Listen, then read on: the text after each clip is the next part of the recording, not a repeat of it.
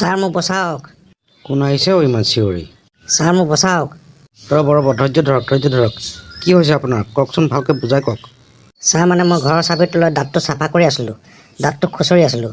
পটককৈ মোৰ মুখৰ ভিতৰত সোমাই গ'ল নহয়, আৰু মই চাবিটো গিলি পেলালোঁ। চাবি গিলি পেলালে? কি আচৰিত মানুহে আপুনি। আজি 2 মাহে হ'ল বুজিছেনে ছাৰ। 2 মাহ হৈ গ'ল আৰু এতিয়া মূৰ চলাইছে আপুনি? আপুনি বৰ অদ্ভুত মানুহ দেই। কি কৰিব আৰু ছাৰ। 2 মাহৰ পিছত মূৰ চলাই আহিবলৈ কেনেকৈ মন গ'ল আপোনাৰ?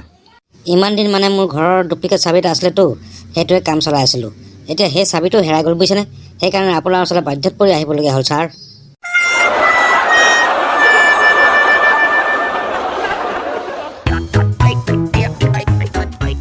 যোৱাকালি আমাৰ ঘৰলৈ চোৰ আহিছিল বুজিছ।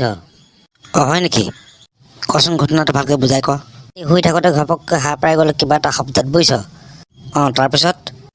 পটককৈ দেখিলোঁ এটা চোৰ। হা? চোৰটো দেখাৰ পিছত তই কি কৰিলি? তাক সুধিলোঁ, ঐ কি কৰিছ? সি কি ক'লে? সি মোক ক'লে, প্লিজ ডিষ্টাৰ্ব নকৰিব, আপুনি শুই থাকক, মই পইচা বিচাৰি আছোঁ ইয়াত বোলে। তই ধৰিলি নাই তাক পুলিচত দিলি নাই? তই কি কৰিলি তেতিয়া?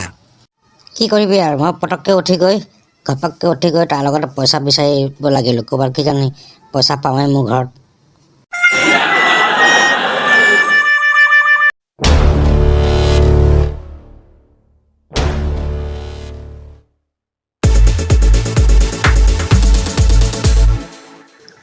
এবাৰ ইলেকশ্যনৰ ভোট কাক দিবা তুমি? কোন পাৰ্টিক দিবা?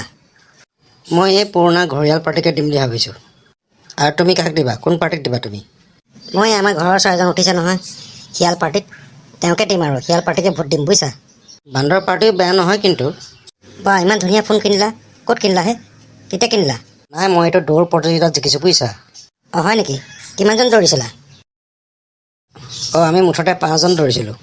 মাত্ৰ 5জন? কোন কোন আছিল তেওঁলোক? এই মোবাইল দোকানীজন, 3জন পুলিচ আৰু একদম আগত মই।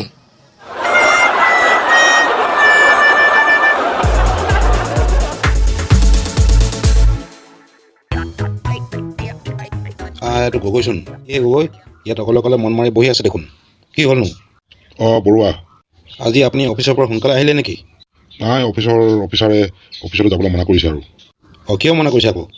নাই মানে অফিচত ম'হ এটা ঘূৰি আছিলোঁ বুজিছে, এই ম'হটো মই মাৰি পেলালোঁ, সেইকাৰণে মোক অফিচাৰে ফোন কৰি যাবলৈ মানা কৰিছে। আপোনাৰ অফিচত এখন কমপ্লিট বদমাছ নহয় দেই, ম'হটো মৰাৰ কাৰণে আপোনাক যাব নিদিয়ে। নাই, আপুনি মানে বুজা নাই কথাটো। কওকচোন কওক। ম'হটো মানে ঘূৰি আহি অফিচাৰ গালৰ ওপৰতে পৰিছিলোঁ বুজিছে, আৰু মই তাতে ম'হটো হত্যা কৰিছিলোঁ বুজিছে, সেইকাৰণে অফিচাৰৰ আজি খং।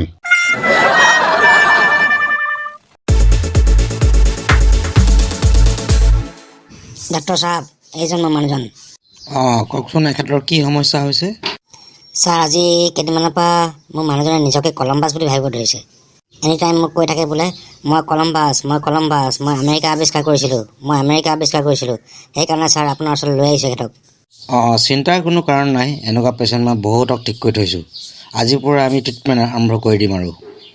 ছাৰ, চিকিৎসা কৰা হ'লনি? এখেতক কোনোবা দ্বীপ এটাত যদি থৈ আহোঁ কেনেকুৱা হ'ব ছাৰ?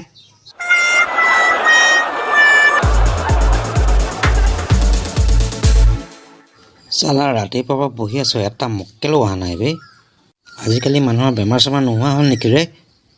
ছাৰ, আহিব পাৰিমনে? আহি গ'ল মক্কেল এটা। আহক, সোমাই আহক। ছাৰ, আজি 2 মাহৰ পৰা খজুৱা তৎপোৱা নাই, ইমান খজুৱতি হৈছে। আপোনাক দেখুৱালোঁ এমাহৰ আগত, কি দৰৱ দিলে এতিয়ালৈকে মোৰ ভাল নাই হোৱা। গোটেই গাতে খজুৱতি বুজিছে। তেতিয়াহ'লে মই নতুনকৈ দৰৱ লিখি দিছোঁ, ৰ'ব, আপুনি চিন্তা নকৰিব, চব ভাল হৈ যাব আপোনাৰ। এইটো লওক, নতুনকৈ দৰৱ লিখি দিছোঁ। আপুনি মোক খজুৱতিৰ দৰৱ লিখি দিছেনে এইবাৰ? নাই, এইবাৰ মই নখ দীঘল হোৱা দৰৱ লিখি দিছোঁ। আপুনি অন্ততঃ খজুৱাই আৰাম পাব।